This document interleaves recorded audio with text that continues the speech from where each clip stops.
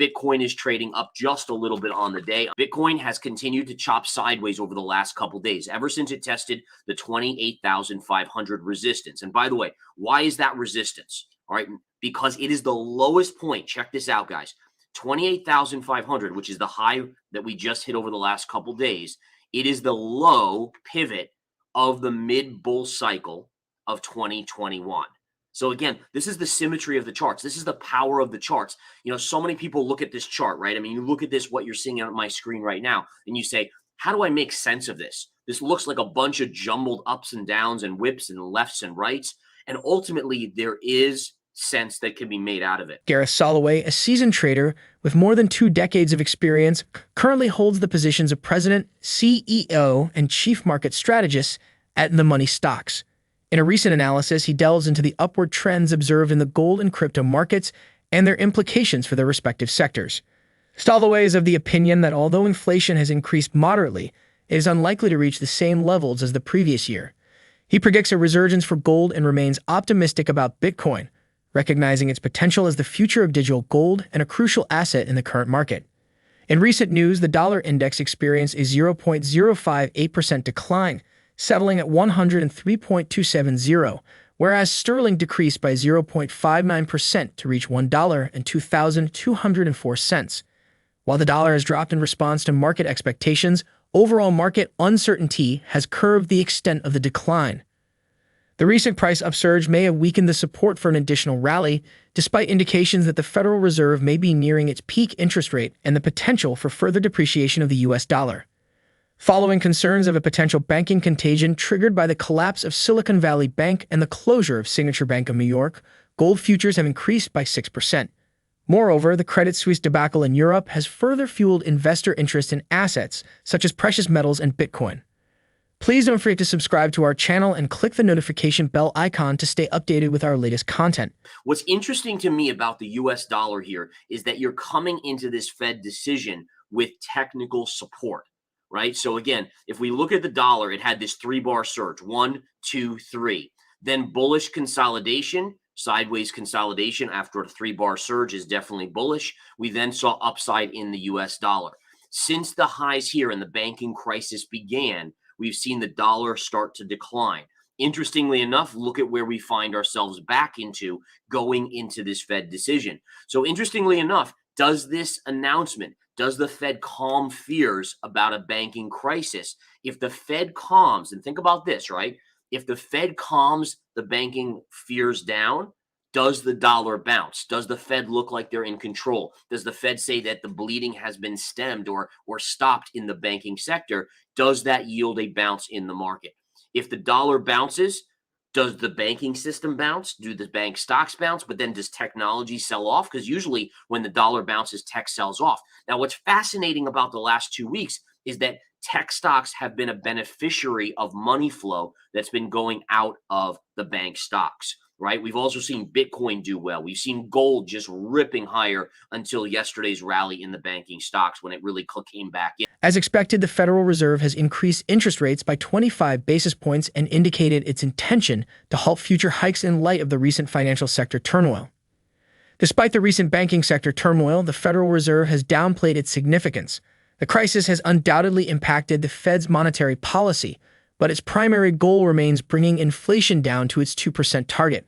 We saw the banking markets collapse, right? We saw the banks like Credit Suisse, SVB, SBNY, all of these banks collapse. Stock prices of all these banks collapsing as well. I mean, take a look at FRC recently, down huge from the all-time or even 52-week highs.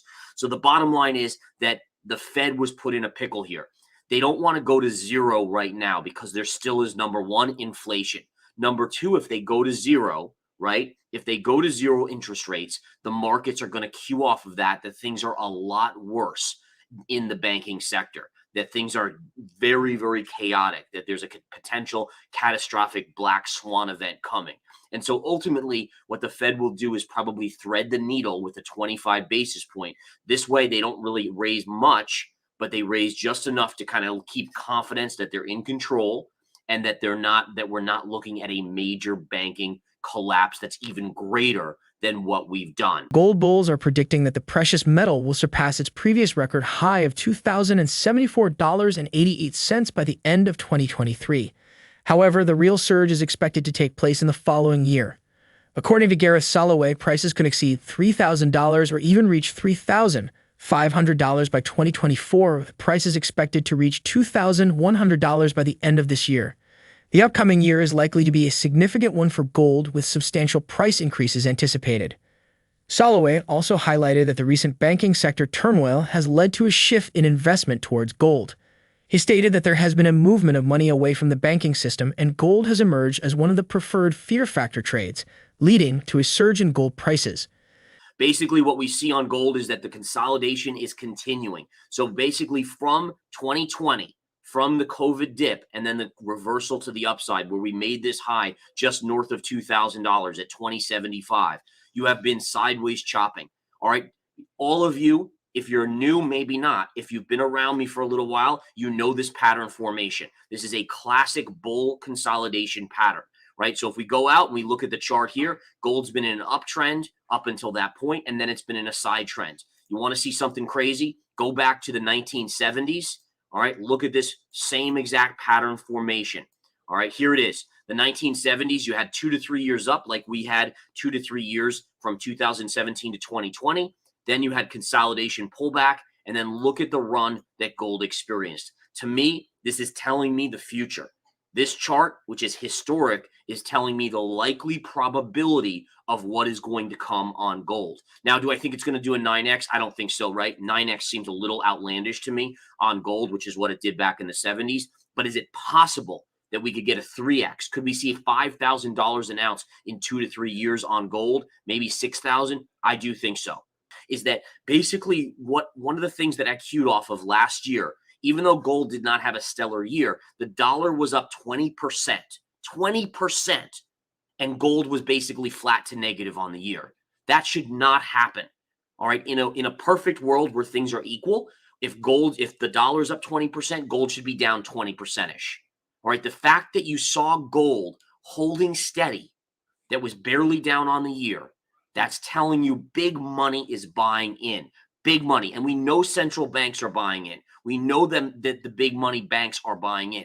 So what that tells me is that gold continues to be one of my favorite assets for the remainder of this year. Do I think eventually Bitcoin will be my favorite? Yes. You guys know I'm a long-term huge bull on Bitcoin. I just don't trust the rally just yet because, again, probabilities are how I analyze everything that I do.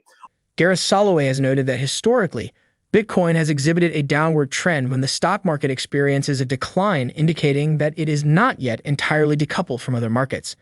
While he acknowledges that Bitcoin has the potential to be an exceptional protective asset against global issues, he believes that it is still in the developmental phase and has yet to achieve that status. Soloway further suggests that if the S&P 500 experiences a drop towards the end of the year, Bitcoin will likely be affected by the selling as well. Press conference. Now, you might say, well, why is the press conference more important than the rate hike or lack thereof? The answer is because that is the guidance that the markets will cue off of. Right now, the markets are pricing in about an 85% chance of a 25 basis point rate hike. I think that's exactly what they're going to do to this Fed announcement. If we see a pop on Bitcoin, there's a major level right up here. This is the big one at 30,000, even numbers. If you're a technician and you know charting, you know that even numbers matter in charts because they matter to our human psyche.